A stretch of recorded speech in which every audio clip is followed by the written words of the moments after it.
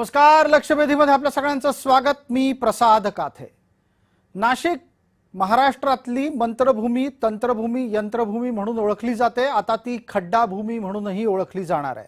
कारण या नाशिकमध्ये सध्या इतकं खोदकाम झालेलं आहे की जवळपास आणखी थोडंसं जरी खोदलं तरी नवं नाशिक पाताळामध्ये सापडेल आणि त्यामध्येही कदाचित अनेक नवे संदर्भ जगाला मिळतील अशी शक्यता बोलून दाखवली जाते. हा विनोदाचा भाग नाही, प्रत्यक्षात ही लाज आणणारी परिस्थिती आहे. कारण नाशिकमधल्या खोदकामामुळे आणि पूर्णपणे कामांमधल्या नियोजनातल्या बोजवाऱ्यामुळे खड्डे अनेक ठिकाणी आहेत.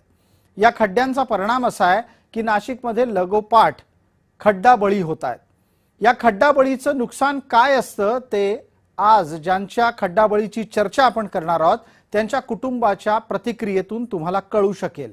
आपल्या घरातला कर्ता पुरुष गमावणं याची वेदना कदाचित या राजकारण्यांपर्यंत पोहोचतच नाहीये. आणि म्हणूनच एकापाठोपाठ एक नाही तर 5-1 म्हणजे जवळपास अर्धा डझन खड्डाबळी झाल्यानंतर नाशिकमध्ये राजकारण तापायला लागलंय. हे नाशिक अवघ्या वर्षभरामध्ये लाखो कुंभमेळ्याच्या निमित्तानं येणाऱ्या भाविकांचं स्वागत करणार आहे. अशा या शहराची परिस्थिती आज इतकी वाईट आहे. वर्षभरानंतर थोडी कळ काढा, चांगली करून दाखवू असं म्हणणाऱ्या नेत्यांवर विश्वास कोण ठेवेल? नाशिकमधली परिस्थिती दिवसेंदिवस कटकटीची आहे आणि ही कटकट संपत नाहीये. या निमित्तानं एकदा पटकन आपण आत्ताच्या घडीला खड्डाबळीच्या निमित्तानं व्यक्त होणाऱ्या प्रतिक्रिया पाहणार आहोत आणि मग चर्चेकडे वळणार आहोत. माझं फक्त पूर्ण माझं आयुष्य उद्ध्वस्त झालेलं आहे. माझी एवढी एकच मागणी आहे की माझ्या मुलीच्या भविष्याचा त्यांनी विचार करावा आणि माझ्या पण भविष्याचा विचार करावा. मलाही काहीतरी, कारण की ते गेल्यामुळे घराला आता हातभार लावणारं कोणीच नाहीये. त्यांचे आई वडील सुद्धा आहेत. आम्हाला सगळ्यांना काहीतरी मदत मिळाली पाहिजे आणि माझ्या पण भविष्याचा विचार झाला पाहिजे. कारण की आता ते गेल्यानंतर मलाच काहीतरी घरासाठी करावं लागणार आहे. त्याच्यामुळे माझ्या नोकरीसाठी काहीतरी महापालिकेने प्रयत्न केले पाहिजे आणि माझ्या मुलीच्या शिक्षणासाठी पण काहीतरी त्यांनी केलं पाहिजे. कारण की तिच्या वडिलांची खूप इच्छा होती, तिला मी खूप शिकवेल, जसं पाहिजे तसं हे करेल. तेवढं प्लीज तेवढी काहीतरी मदत करा, बस. बाकी काही नाही म्हणणं माझं. महानगरपालिका काही आम्हाला हे करेल आता काय म्हणेल? तुम्ही काय चला रस्त्यावर चालले म्हणजे चालायचं नाही का रस्त्याने? चुका त्यांच्या झाल्या तरी आमच्यावरती हा प्रसंग आला. आमचं अतोनात नुकसान झालेलं आहे सर. आणि अतोनात नुकसान कोण भरून देईल आता आम्हाला? शासन देईल का आम्हाला का महानगरपालिका देईल? हा प्रश्न येतो ना. आज तिच्या जीवनाचं काय? एवढीशी पोरगी आहे ती, सगळं घरातला करता माणूस चालला गेला. प्राधिकरण किंवा महानगरपालिका असेल, प्रशासन असेल, यांनी ऍक्शन मोडवरती येणं गरजेचं आहे. आज आपण बघतोय की सर्व लोकप्रतिनिधींची एकच मागणी आहे की आपण फील्डवर उतरून हे करावं. माझं सगळ्यांना म्हणणं आहे की आज ज्या कुटुंबांनी, खरं तर ज्यांनी आपल्या कुटुंबातला एखादा सदस्य गमावला आहे, ती जी चूक आहे ती ऍक्च्युअली तुम्ही कोणावरती टाकणार? आणि हाच प्रश्न खरं मी आज माझ्या पत्राद्वारे देखील उपस्थित केलेला आहे. या चर्चेत आपल्यासोबत सहभागी झालेल्या मान्यवरांचा आपल्याला पटकन परिचय करून देतो. या मान्यवरांना विनंती आहे की आपण पूर्ण वेळ टीव्ही स्क्रीनवर दिसणार आहात तेव्हा कृपया समोर पाहत रहा. लक्ष्मण सावजी आपल्यासोबत आहेत, भारतीय जनता पार्टीचे प्रवक्ता या नात्यानं. आपल्यासोबत केशव पोरजे आहेत, गटनेता उद्धव ठाकरे यांच्या गटाचे. किरण गामणे नगरसेवक या नात्यानं शिवसेनेच्याकडून थोड्याच वेळात या चर्चेमध्ये येत आहेत. पहिला प्रश्न माझा केशव पोरजे आपल्याला आहे. केशव पोरजे, तुम्ही आंदोलन करताय, नाशिकमध्ये खड्डे एकापाठोपाठ एक आहेत, खड्डे कमी होत नाही आहेत. याला जबाबदार असलेला माणूस कोण आहे? नमस्कार. नमस्कार. याला सर्वोच्च जर जबाबदार कोणी असेल तर ही नाशिक महानगरपालिका आहेत, प्राधिकरण आहेत. त्याचं कारण असं आहे की नाशिक महानगरपालिकेमध्ये भारतीय जनता पार्टीची सत्ता आहे गेल्या अनेक वर्षापासून. केंद्रात सत्ता, राज्यात सत्ता आणि नाशिक महानगरपालिकेत 2017 पासून महापालिकेत भारतीय जनता पार्टीची सत्ता आहे. तरी नाशिकमध्ये इतके खड्डे का? कुंभमेळ्यासाठी 35,000 कोटीचा निधी केंद्राने नाशिकला दिला. कुंभमेळ्यामध्ये लाखो भाविक या ठिकाणी येणार आहेत. आणि आज तुम्ही नाशिकमध्ये 28 रस्ते मुख्य रस्ते आहेत, असा एक पण रस्ता नाही की ज्याचं काम 25% जास्त झालं आहे. आणि कुंभमेळा एक 7 ते 8 महिन्यावरती येऊन ठेपला आहे. जी म्हणजे केशवजी, एक मुद्दा यामध्ये असा आणतो की ज्यावर अशाच पद्धतीनं तर्क केला जातो तेव्हा सत्ताधारी गट बचाव निर्माण करतो. तो असं म्हणतो की हे सगळे खड्डे प्रशासकीय कार्यकाळातल्या दिल्या गेलेल्या कामांमुळे पडलेले आहेत. हा तर्क खरा आहे का? तुम्ही सांगताय कुंभमेळ्याच्या निमित्तानं सुरू केलेल्या कामांमुळे खड्डे आहेत, खरं कोण बोलतंय मग? बघा, खड्डे आत्ताचे जे कामं चालू आहे त्याच्यामुळेच खड्डे आहे. प्रशासकाच्या काळातले खड्डे बिलकुल नाहीये. गेल्या 7 ते 8 महिन्यापासून हे खोदकाम सुरू आहे. अति पावसामध्ये देखील खड्डे खोदताय. याची सर्वोच्च जबाबदारी ही नाशिक महानगरपालिकेचे आयुक्त आणि नाशिक महानगरपालिकेच्या महापौरांनी घेतली पाहिजे. जसं एखादं चांगलं काम केल्यानंतर महापौर म्हणतात की मी नाशिकचे प्रथम नागरिक आहेत, याचं श्रेय आपण महापौरांना देतो. तर आज नाशिकमध्ये हा 5वा बळी गेला आहे. बरोबर. तर याचं सर्वोच्च जबाबदारी नाशिकच्या महापौरांनी घेतली पाहिजे. केशव पोरजेंच्या या मुद्द्याला घेऊन आपण पटकन आता लक्ष्मण सावजी यांच्यापर्यंत जातोय. या चर्चेत शिवसेनेचं प्रतिनिधित्व थोड्याच वेळात किरणताई करतील. लक्ष्मण सावजी, जी नाशिककरांची वेदना आहे त्यातून तुमची सुटका होणे नाही. तुम्हाला जबाबदारी घ्यायची असेल तर ती कुंभमेळ्याच्या मुळे झालेल्या खोदकामाच्या निमित्तानं पडलेल्या खड्ड्यांचीही घ्यावी लागेल, नाशिकमधल्या संपूर्ण खोदकामामुळे होणाऱ्या अव्यवस्थेची घ्यावी लागेल. प्रशासकीय व्यवस्थेकडे आणि प्रशासकीय कार्यकाळाकडे बोट नाही दाखवता येणार. लक्ष्मणराव, एक तर विषय असा आहे, ज्यावेळी एखादी गंभीर घटना घडते ना त्याच्याबद्दल संवेदनशील असलं पाहिजे. राजकीय पोळ्या भाजायला तुम्हाला 100 उद्योग पडलेले आहेत. आणखी विरोधी पक्ष, सत्ताधारी पक्ष ह्या चर्चा कशा करतायत? आता जो माणूस गेलाय त्याच्या पाठीमागचं खरं कारण जर अपघाताचं असेल तर त्याच्या पाठीमागची जी काही रितसर चौकशी करून त्याच्यात जो कोणी दोषी सापडेल त्याला पनिशमेंट झाली पाहिजे, हे कोणाचंही म्हणणं असणार नाही. पण मग तुम्ही असं म्हणताय का की जो माणूस गेला त्याच्या मृत्यूच्या मागे अपघात हे कारण नाहीये? मला बोलू द्या, माझं पूर्ण बोलू द्या. बरं लक्ष्मणराव, तुमचा आवाज थोडा बारीक येतोय, थोडं मोठ्याने बोलावं लागेल. विषय कसा होतो की इतक्या मोठ्या प्रमाणात कामांना सुरुवात झालेली आहे, त्या कामांचा दूरगामी परिणाम पुढचे 25 वर्ष काय होणार आहे याचाही थोडासा विचार केला पाहिजे. परंतु घटना घडली आहे हा विषय वेगळा आहे आणि त्याच्याबद्दलच्या संवेदना आहेतच. ज्याचा जीव गेलाय, ज्याच्या घरातला माणूस गेलाय, त्याचं जे दुःख आहे ते राजकीय परिभाषेत मांडता येत नाही. ते आम्हालाही आहे आणि कोणालाही असलं पाहिजे. सत्ताधारी पक्षाचं दुःख वेगळं, विरोधी पक्षाचं दुःख वेगळं, असं दुःखाचं भांडवल करून चालत नाही. परंतु ज्या काही घटना घडल्या त्याच्यानंतर काय, आज दिवसभरातलं काय ज्या वेळेला घटना घडतात त्यावेळेला प्रशासनाला बरोबर घेऊन पुन्हा एकदा चांगल्या कामाला सुरुवात केली पाहिजे, ही आमची जबाबदारी आहे. पण मग मला एक सांगा लक्ष्मणराव, या सगळ्या याच्यामध्ये राजकारण कोण करतंय? तुमच्या लेखी राजकारण करणारी माणसं कोण आहेत? तुम्हाला नाव घेता येईल का? राजकारण आत्ताच्या याच्या आधीचे जे प्रवक्ते बोललेत ना, राजकारण करण्यात जाऊ द्या. आत्ताचे जे प्रवक्ते आपल्या चर्चेमध्ये भाग घेतल्याने जे बोलले की महापौरांनी जबाबदारी घेतली पाहिजे, अमुक जबाबदारी घेतली पाहिजे, भाजपची सत्ता आहे. 2-4 वर्ष झाले काँग्रेसच्या नादाला लागून हे बाजूला गेले. आम्हाला शिकवता का सत्ताधारी पार्टी, आम्ही विरोधी, आम्ही बरोबरच होतो सगळे. त्याच्यामुळे राजकीय चर्चा करण्याची ही वेळ नाहीये. ही वेळ लोकांना विश्वास देण्याची आहे. महापालिका निवडून येईपर्यंत पक्ष असतात, एकदा निवडून गेल्यानंतर हे बाकीचे काही विरोधी ते काही टाळ चिपळ्या जात नाहीत. केशवराव उत्तर द्या याचं. जी लक्ष्मणराव तुमच्या मुद्द्याला केशवराव उत्तर देतील. मला त्यांना विचारायचं आहे, लक्ष्मण सावजी म्हणतात की ही काही जबाबदारी एकट्या भाजपची नाही, एकट्या महापौरांची नाही. तुम्ही उत्तर द्या केशवराव, त्याच्यानंतर आपण किरण गामणे यांच्यापर्यंत जाणार आहोत. माझा सावजींना एकच प्रश्न आहे की आमच्या महापौरताईंनी महासभेमध्ये एक रुलिंग दिलं होतं की आता जर खड्ड्यामध्ये कोणाचा बळी गेला, कुणी मृत्युमुखी पावलं, तर त्याच्यावरती म्हणजे जो कुणी दोषी असेल, मग तो कॉन्ट्रॅक्टर असेल, तो अधिकारी असेल, याच्यावरती आम्ही मनुष्यवधाचा गुन्हा दाखल करू. आतापर्यंत 5 बळी गेले, मग महापौरांनी कोणावरच गुन्हा दाखल का केला नाही, हा माझा सावजींना पहिला प्रश्न आहे. मग जर तुम्ही गुन्हा दाखल करणार नसेल तर मग ही जबाबदारी महापौरांचीच आहे ना. बरोबर आहे केशवराव, त्याच्यावर उत्तर येत आहे. पटकन लक्ष्मण सावजी उत्तर द्या. नाही, विषय असा आहे, मी पोरजेंच्या भावना माझ्या भावना एखाद्या अपघाताबद्दल वेगळ्या असू शकत नाहीत. मी तुम्हाला पुन्हा सांगतो, हा सत्ताधारी पक्षाचा, विरोधी पक्षाचा, राजकीय पक्षाचा विषय करू नका. आपण नाशिककरांना आपल्याला विश्वास द्यायचा आहे. हे जे खड्डे पडलेले आहेत हे बुजवण्याचं काम सुरू झालेलं आहे आणि काही कालावधीमध्ये एका पावसाळ्यात सुद्धा टिकणाऱ्या मटेरियल पासून खड्डे बुजवण्याचं काम चालू आहे आणि रस्त्याची कामं पण चांगली होतील.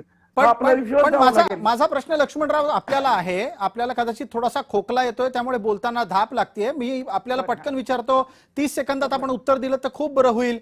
आतापर्यंत पडलेल्या खड्ड्यांविषयी एकही व्यक्ती जबाबदार ठरवली गेली नाही. तुम्ही म्हणता महापौर जबाबदार नाही, तुम्ही म्हणता भाजप सत्तेत आहे म्हणजे भाजप जबाबदार नाही. जबाबदार आहे कोण? ब्रह्मदेव जबाबदार आहे. एक मिनिट, मी तुमच्या प्रश्नापासून किंवा समस्येपासून पळ काढणारा व्यक्ती किंवा आमचा पक्ष नाहीये. आम्ही जबाबदार पक्ष आहोत आणि जबाबदारीने वागणारे आहोत आणि जबाबदारी घेणारे आहोत. पुन्हा लक्षात घ्या, जी समस्या निर्माण झाली त्या समस्येची उपाययोजना काय करायची. आताची ही जी घटना घडली ही घटना गांभीर्याने घडली आणि याच्या आधीच्या घटनेनंतर सुद्धा आता प्रशासनाला जाब विचारला जाईल आणि याच्यामध्ये जे कोणी दोषी असतील त्यांना पनिशमेंट होईल. हे मी जाहीरपणे तुमच्या समोर, पोर्जनच्या समोर, बाकी सगळ्यांसमोर सांगतो. ठीक आहे, किरण गामणे यांच्यापर्यंत पोहोचूयात. किरणताई, आवाज येतोय का माझा आपल्याला? किरण गामणे यांना प्रश्न विचारला. माझा आवाज येत असेल तर आपण प्रश्नाचं उत्तर द्यायचं आहे. आताच्या घडीला प्रशासनाला जाब विचारला जाईल इथपर्यंत तरी किमान भारतीय जनता पार्टीचे प्रवक्ते बोलायला लागले. तुम्हाला इतकं पुरेसं आहे का?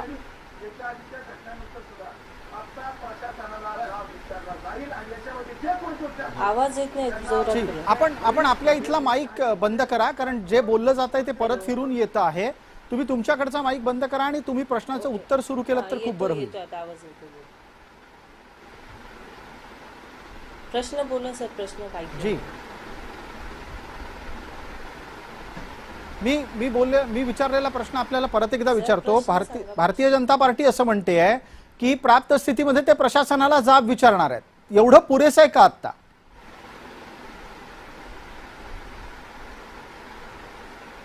माझं म्हणणं आहे की याला सर्वप्रथम प्रशासनच जबाबदार आहे. जर पावसाळा येतोय, हे ऋतू ठरलेले असतात तर हे पूर्वनियोजित असलं पाहिजे. खड्डे हे काय आजकाल नाही पडले, तर पावसाळ्याच्या आधीचे पडलेले पण काही खड्डे आहेत. तर याच्यासाठी प्रशासनाने काम करणं हे गरजेचं होतं. पण प्रशासनाने 4 वर्षाच्या या प्रशासन काळातून प्रशासन अजूनही जागं झालेलं नाही आणि याला पूर्णपणे जबाबदार हे प्रशासनच आहे. पण तुम्ही म्हणताय प्रशासन जबाबदार आहे. तुमची निवड झाल्याच्या नंतर इतक्या दिवसांना तुम्हाला प्रशासन काय करतंय दिसलं नाही? तुम्हाला हे लक्षात नाही आलं की कामं कशी चाललेली आहेत? दरवेळेला एखादं काम होतं, 15 दिवसांनी त्याच्यामध्ये दुरुस्ती सुचवली जाते, 15 दिवस काम थांबून राहतं. आवाज उठवतोय पण तरी प्रशासन त्या झोपेतून जागं होत नाहीये. त्यासाठी तर आम्हाला आंदोलन करावे लागतात. अहो, पण सत्ताधारी जर नाशिकमध्ये आंदोलन करायला लागले तर मग विरोधी पक्षांनी करायचं काय? मग विरोधी पक्षांनी पण आंदोलनात तुमच्या सोबत आलं पाहिजे. हा सत्तेचा विषय नाही, हा नागरिकांच्या जिव्हाळ्याचा विषय आहे. आणि जेव्हा एखादा स्त्रीच्या घरातला कर्तबगार माणूस जातो तेव्हा त्या स्त्रीवर जे बिकतं ते त्या स्त्रीलाच माहिती. त्यामुळे एक स्त्री म्हणून आज आम्ही आंदोलन केलेलो आहोत आणि प्रशासनाला कोणत्या तरी अदृश्य शक्तीचा हात असल्यामुळे प्रशासन एकदम धिम्म गतीने त्यांचं काम चालू ठेवतंय. अहो, ही अदृश्य शक्ती कोण आहे? म्हणजे तुम्ही इथेही सत्तेत आहात, राज्यात सत्तेत आहात आणि तरी तुम्ही म्हणताय की अदृश्य शक्ती प्रशासनाच्या मागे आहे. नाशिकला माहिती आहे, ह्या संपूर्ण नाशिकला अदृश्य शक्ती माहिती आहे. त्यामुळे प्रशासनाची ही मुजोरी वाढली आहे. वारंवार इतके बळी जात आहेत. आज नाशिकमध्ये 4था बळी गेलाय, तेव्हा आज प्रशासनाला जाग आली. याच्या आधीचे 3 बळी गेल्यानंतर प्रशासनाने काय केलं नाही? केशव पोरजे आपल्यापर्यंत येतो. किरण गामणे म्हणतात एक अदृश्य शक्ती काम करतेय. तुम्ही खुलासा करू शकाल का? त्यांनी नाव नाही घेतलं. ही कुठली अदृश्य शक्ती आहे की जी नाशिकमध्ये प्रशासनापेक्षा वरचढ ठरली आहे, सत्ताधाऱ्यांपेक्षा वरचढ ठरलेली आहे? बघा, भारतीय जनता पार्टी बरोबर शिंदे गटाची शिवसेना देखील सत्तेत सहभागी आहेत. हे दोघंही मिळून कुठेतरी पळवाटा काढतंय. मग जर अदृश्य शक्ती त्याच्या मागे असेल तर यांनी नाव जाहीर केलं पाहिजे. म्हणजे नाव का जाहीर करत नाहीये? म्हणजे कोणाला घाबरताय? आम्ही आज लोकांचे बळी जात आहे. लढतोय म्हणून आज रस्त्यावर 5 बळी गेल्यानंतर तुम्ही खड्डे बुजवायला सुरुवात केली. महापौर ताई असेल, पूर्ण प्रशासन असेल, आज दिवसभर मला फील्डवरती दिसला आम्हाला. मग पहिला बळी गेला त्यावेळेस हे फील्डवरती का गेले नाही? बरं, या मुद्द्यांच्या पेक्षा इथे चर्चेमधला जो अत्यंत रोचक असा मुद्दा आहे आणि तोच या चर्चेचा खरा टर्निंग पॉइंट आहे की सत्तेत मुंबई पासून नाशिक पर्यंत जे आहे त्याच्यापेक्षाही कोणीतरी वेगळी व्यक्ती ही नाशिकचं प्रशासन कंट्रोल करते. कोण आहे ती? कोण? इथे स्वतः किरण गामणेंसारख्या नगरसेवक सांगतात एक अदृश्य शक्ती काम करते नाशिकमध्ये. ते मला तरी वाटतं की लक्ष्मण सावजींना माहित असेल. जरी केंद्रात जी, लक्ष्मण सावजींना माहित असेल. किरण गामणे काही बोलत होत्या. किरणजी बोला. मला सांगायचं आहे की ज्याप्रमाणे केंद्रामध्ये आपले फडणवीस साहेब असेल, शिंदे साहेब असेल, ज्याप्रमाणे आपलं महाराष्ट्र चांगल्या प्रकारे सांभाळत आहे, त्याप्रमाणे आम्ही इकडे सत्तेत आहोत. पण आम्हाला विश्वासात न घेता हे कामं होत आहेत आणि आम्ही फक्त जनतेच्या हितासाठी असलेल्या कामांसाठी लढतोय, म्हणून आज आम्हाला हे आंदोलन करावे लागतंय. किरण गामणेंनी आणि त्याचबरोबर केशव पोरजेंनी मांडलेले मुद्दे मला वाटतं लक्ष्मणराव आपल्याला ऐकायला आलेले असतील. दोन गंभीर मुद्दे आहेत. तुमच्या सोबत असलेला घटक पक्ष सांगतो की त्यांना विश्वासात न घेता तुम्ही काम करता आहात, आणि केशव पोरजे म्हणतात की एक अदृश्य शक्ती नाशिकच्या प्रशासनाला आपल्या मुठीत ठेवू नये. खरं काय चाललंय नाशिकमध्ये, आणि हे सगळं जे तुमच्या आपापसात चाललंय ते नाशिकरांनी भोगायचंय का? नाही, असं आहे, असलेल्या समस्येवरती उपाययोजना काय किंवा वातावरण चांगलं होण्यासाठी काय केलं पाहिजे याच्यासाठी मी त्याच्यात जास्त आग्रही राहीन. पोरजे किंवा गामणे हे दोन्ही जे बोलले असतील, कसं आहे, ते नाशिकचे जबाबदार माणसं आहेत आणि मी त्यांच्या सगळ्या एकूण व्यवस्थेबद्दल आदर ठेवणारा कार्यकर्ता आहे. मला असं वाटतं की आपण महापौरांशी बोलून सगळ्या गटनेत्यांची बैठक घेऊन याच्यामध्ये महापालिका म्हणून स्थायी समिती असेल, सभागृह असेल, याच्यामध्ये काहीतरी ठाम भूमिका घ्यावी लागणार आहे आपल्याला. पण असं लक्ष्मणराव महासभा मागतायत ना ते, तुम्ही महासभा पण घेत नाही आहात. सांगायचं हे काही तुम्ही महासभा घेत नाही, ती लोक येऊन बोलणार कुठे? रस्त्यावरच बोलावं लागणार ना त्यांना. सभा 7 तारखेला घेतलेली नाही, आहे. याच्याकरता सगळ्या व्यवस्था आहेत, रस्त्यावर याच्यासाठी 7 सगळ्या तारखेला सिस्टीम आहेत, महासभा सगळ्या नियोजित व्यवस्था केलेली आहेत. आहे. विषय गांभीर्यानं खड्डे बुजले पाहिजेत आणि ज्यांचे बळी गेलेत त्यांच्याबद्दलच्या संवेदना जागृत असायला पाहिजे. केशव पोरजे, उत्तर पुरेसं आहे का तुम्हाला? माझ्यासाठी जी कामं पुढच्या 25 वर्षाकरता, कारण खालच्या ज्या 7-8 8 प्रकारच्या वेगवेगळ्या केबल्स किंवा लाईन त्या 30 ते 40 वर्ष जुन्या झाल्यात आणि त्या बदलण्यासाठी ज्या प्रक्रिया चालू आहेत त्या प्रत्येकाला सांगून चालणार नाही. माननीय आयुक्तांनी सांगितलंय, माननीय महापौरांनी सांगितलं, माननीय कुंभमेळा मंत्र्यांनी ठीक सांगितलं. आहे. त्याच्यामुळं याचा मी पुनरावृत्ती करायची नाही म्हणून मी बोलत नव्हतो. ठीक आहे, परंतु केशवरावांना शेवटी- बोलू द्यात जरा. शेवटी मला आपल्याला एक प्रश्न आता नागरिकांना- केशवरावांना विचारायचा आहे. शेवटी लक्ष्मणराव आपल्याला सावजी जे काही सांगतायत, केशवराव पोरजे, तुम्हाला हे पटतंय का की बोलू, चर्चा करू, या भेटा बसा या पद्धतीची वेळ अजून उरली आहे? 5 बळी गेल्यानंतरही भाजपचे हे उत्तर आहे. बघा, आज वेळ निघून गेलेली आहे याच्यावरती चर्चा करण्याची. आता ऍक्शन घेण्याची वेळ आहे आणि ज्या वेळेस चर्चा करायला हवी होती त्यावेळेस यांनी चर्चा केली नाही. महापौरांनी कोणाशी चर्चा केली नाही, ना आयुक्तांनी चर्चा केली. बघा, हे विरोधी पक्षाला गृहीत धरतात. आज भारतीय जनता पार्टीचे 72 नगरसेवक आहेत, शिंदे गटाचे 26 नगरसेवक आहेत, मिळून हे सगळे सत्तेत आहेत. एक मारल्यासारखं करतं, दुसरं रडल्यासारखं करतं आणि आपसामध्येच खोटं खोटं भांडण करतात. ठीक आहे, पण मग केशवराव याच्यातलं एक उत्तर द्या. मगापासून ज्या प्रश्नाचा मागोवा आपण घेतो आहोत, कोण आहे असा माणूस की जो अदृश्य शक्ती म्हणून काम करतो? कोण आहे जे प्रशासनाला ताब्यात ठेवतं आणि नाशिकच्या महापौरांना प्रशासनाला ताब्यात ठेवता येतं की नाही? या प्रश्नाचं उत्तर तुम्हाला सावजीच देऊ शकतात. ते देत नाहीयेत. सावजींना आपण विचारलं, लक्ष्मणराव उत्तर देता येईल का आपल्याला? आमच्या गामणेताईंनी जो प्रश्न विचारला तो त्या प्रश्नाशी मी देखील सहमत आहेत, पण या प्रश्नाचं उत्तर हे सावजींना माहित आहे. लक्ष्मणराव, आपल्याला एक संधी आहे, उत्तर देऊ शकाल 30 सेकंदात? साहेब, याच्यामध्ये विषय असा आहे, मी तुम्हाला पुन्हा सांगतो, समस्या काय आहे, त्याच्यावर उपाययोजना काय असायला पाहिजे. जर राजकीय चर्चा राजकीय दिशेने न्यायची असेल तर उभाटा काय आहे आणि कोण काय आहे हे मला अधिक चांगलं माहिती आहे वर्षानुवर्षे. त्याच्यामुळे मला ती चर्चा आता करण्यात रस नाही. आता लोकांना काय हवंय, तुमचे काय पक्षावरती बोलत नाहीये, लोकांना काय घेणं नाही, पक्षावरती बोलत नाहीये. मी बोलतोय खड्ड्यांवरती पाहिजे आणि गेलेल्या 5 लोकांच्या मृत्युमुखी पडले त्यांच्यावरती बोलतोय. पक्षावरती जर बोलायचं ठरलं सावजीजी, तर तुमचा पक्ष कसा चालतोय आम्हाला माहित आहे. तुमच्या पक्षामध्ये सगळे 50% लोकांना तुम्ही प्रवेश करून घेतलेला आहे. आपल्याला आता राजकीय चर्चेला या वळणावर न्यायचं नाहीये की कोण कुठून आलं, कुठे गेलं. किरण गामणेंपर्यंत येतो. किरण गामणे, तुम्हाला आत्ताच्या घडीला तातडीनं कोणती उपाययोजना नाशिकसाठी सुचवाविषयी वाटते? तात्काळ त्यांनी जे मृत्युमुखी पडले त्या खड्ड्यांमुळे ज्या लोकांचा बळी गेलाय त्यांच्या कुटुंबाला आधार देणं गरजेचं आहे, त्यांना आर्थिक काहीतरी मदत करणं गरजेचं आहे, कुटुंबातल्या एखाद्या व्यक्तीला कामाला लावणं गरजेचं आहे. कारण त्यांचा उदरनिर्वाह त्या एका स्त्रीवर येऊन थोपलेला आहे. एक मनपाची जबाबदारी म्हणून आपण हे करणं गरजेचं आहे. दुसरं, जे शहरात खड्डे पडले ते सगळ्यात प्रथम चांगल्या क्वालिटीच्या मटेरियलनी बुजवणं ते गरजेचं आहे. नुसतं त्याच्यावर कच वगैरे टाकून परत ती कच त्या खड्ड्यातून बाहेर येते. त्यामुळे परमनंट असं सोल्युशन काढणं हे गरजेचं आहे. पण मग हे एवढं सगळं इतक्या दिवसात का झालं नाही? कुंभचे हजारो कोटी येत आहेत, नाशिक महानगरपालिकेचा स्वतःचा रस्ते देखभालीचा खर्च आहे, इतके दिवस हे का झालं नाही? लोक मेल्यानंतर काय करायला पाहिजे याच्या उपाययोजना काय यायला लागल्या? प्रभागातच वाटले जात आहेत. आमचा प्रभाग हा MRDCचा एरिया आहे, तो आमच्याकडे कुंभाचा काही हातभारही लागलेला नाहीये. तर आमच्याकडे जे कामं होतात नाशिक महापालिकेच्या मार्फतच आता रस्त्यांची कामं बऱ्यापैकी आयुक्तांनी धरलेत, बऱ्यापैकी कामं चालू आहेत आणि काही कामं होणार आहेत. केशवराव, आपल्याला वाटतंय जी कामं होत आहेत ती गुणवत्तापूर्ण आहेत?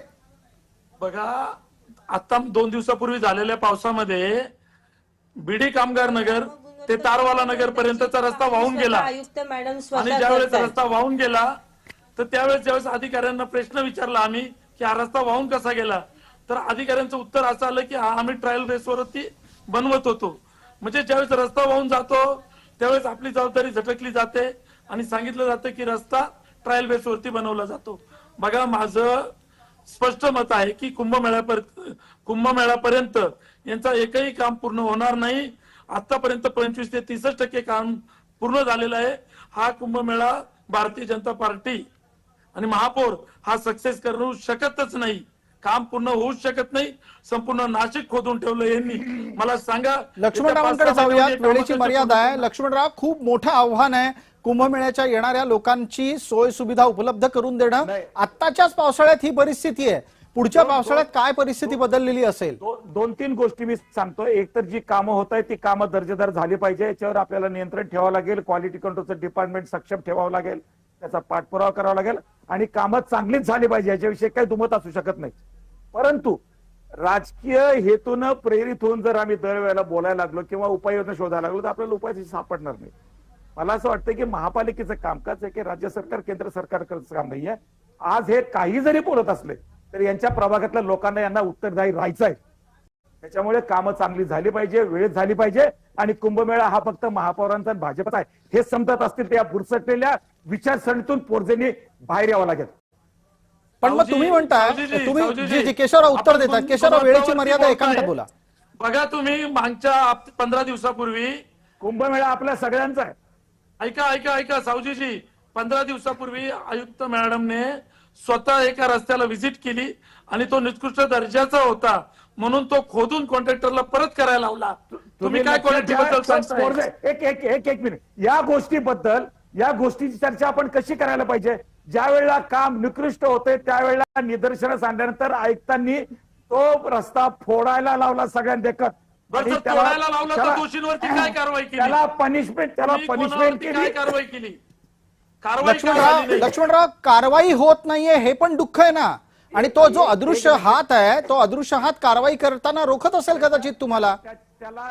त्याला त्यांच्या प्रशासकीय भाषेमध्ये जी कारवाई व्हायला पाहिजे ती कारवाई केली आणि परत रस्ता करायला लावलेला, हे लक्षात घ्या. बरं लक्ष्मणराव, मला एक सांगा, चर्चेला शेवटच्या टप्प्यात आणतो. तुम्ही आत्ताच्या घडीला, एक मिनिट ऐका लक्ष्मणराव, ऐका, मी आपल्याला प्रश्न विचारतोय. या घडीला तुम्ही आता या चर्चेत महाराष्ट्राला 100% असा शब्द देऊ शकाल का की काहीही झालं तरी आता यानंतर नाशिकमध्ये एकही खड्डाबळी होणार नाही आणि जर खड्डाबळी झाला तर त्याची जबाबदारी ही भारतीय जनता पार्टी घेईल? एक पुन्हा लक्षात घ्या, एकही खड्डा राहणार नाही याची काळजी घ्यावी लागेल आणि त्याची जबाबदारी राजकीय विषय कशा करता करतो आपण, मला ते समजत नाही. ज्या वेळेला महापालिका तिथे 122 नगरसेवक आहेत, सगळे पक्ष आहेत, सगळे गटनेदार कॅबिनेट, सगळ्यांना गाड्या आहेत, सगळे प्रभाग सभापती आहेत, असं काय करता? नाही, मग जबाबदारी ठरवायची कुणावर? राजकीय हेतून प्रेरित होऊन चर्चा होणार असेल ना तर फक्त राजकारण होईल, कामाकडे दुर्लक्ष होईल. ठीक आहे, पण लक्ष्मणराव, जबाबदारी तर सांगा. याच्या नंतर बळी गेला तर जबाबदारी कुणाची? ऑर्डर देतो तेव्हा त्यांना नियम अटीशी त्या वर्क ऑर्डर दिल्या जातात. तर याला सर्वस्व जबाबदार जो काम करणारा ठेकेदार आहे तो असणार आहे. एक लक्षात घ्या, आता चर्चेतून आपल्याला काय हवंय? चर्चेतून आपल्याला एक विश्वास असा पाहिजे की दर्जेदार कामं झाली पाहिजेत, खड्डे राहिले नाही पाहिजे आणि याचा कटाक्षाने पाहिलं पाहिजे. जबाबदारी घ्यावी लागेल आपल्याला. ठीक आहे, तुम्ही किमान असा शब्द देत आहात, जबाबदारी किमान घ्यायला हवी असं म्हणालात, हेच खूप आहे. पण पुढच्या वेळेला आपण या निमित्तानं परत पाठपुराव्यासाठी भेटू आणि अशी किमान अपेक्षा आपण करूया. कपालेश्वरालाही प्रार्थना करूया की आता कुठला नवा खड्डा बळी जाऊ नये. आपण सर्व मान्यवर चर्चेत सहभागी झालात त्याबद्दल आपले मनपूर्वक आभार. लक्षवेधीच्या या भागामध्ये तुर्तास इतकंच. आपण पाहत रहा फक्त जय महाराष्ट्र.